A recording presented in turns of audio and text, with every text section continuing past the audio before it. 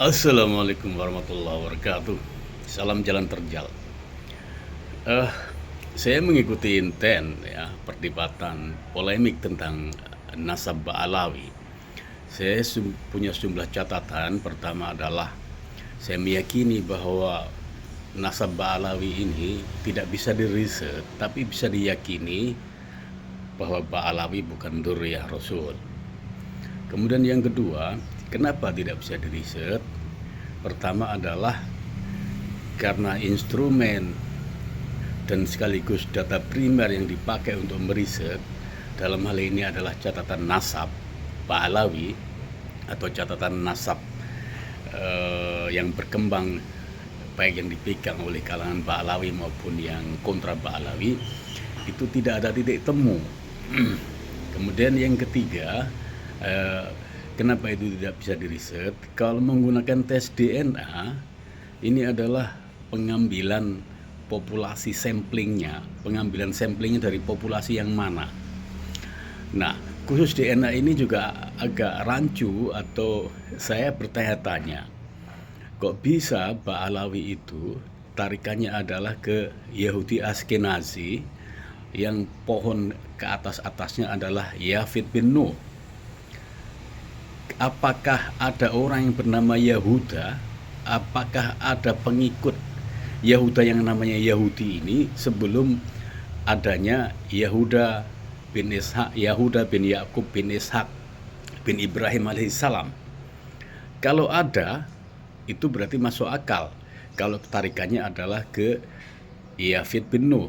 Tapi kalau tidak ada, kita tahu bahwa Yahuda bin Yakub bin Ishak bin Ibrahim itu ke atasnya adalah Syam bin Nuh, bukan Yafid bin Nuh. Ini harus dijawab. Terjadi split di sini, ada penyebutan Yahudi tapi kemudian ditarik pada Yafid bin Nuh. Ini yang harus dijawab oleh mereka yang telah melakukan atau mereka yang melakukan spesialisasi tentang DNA. Kemudian tentang haplogroup. Haplogroup Ba'alawi ini disebut dengan G, Yahudi. Kemudian haplogrupnya bangsa Arab adalah J. Kita melihat Rasulullah itu bangsa Arab atau non-Arab. Orang awam menyebut bahwa Rasulullah itu Arab karena tinggal di Mekah, Madinah atau Hijaz yang sekarang adalah masuk kerajaan Saudi Arabia.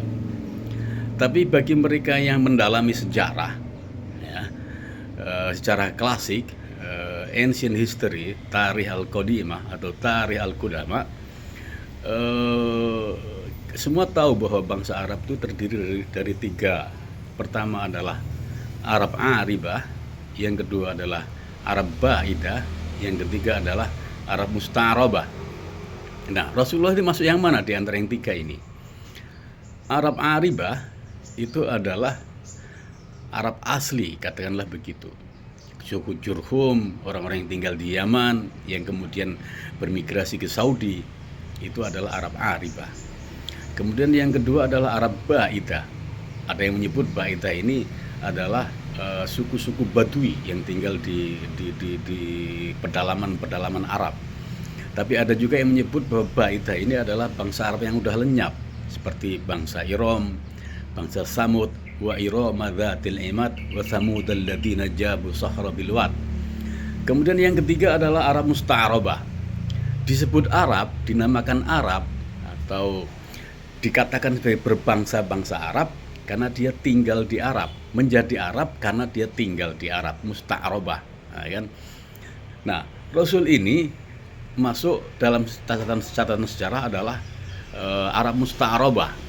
Dia Rasulullah menjadi Arab karena dia tinggal di Arab. Siapa yang tinggal di Arab? Leluhurnya Pak, yakni adalah Nabi Ismail alaihissalam.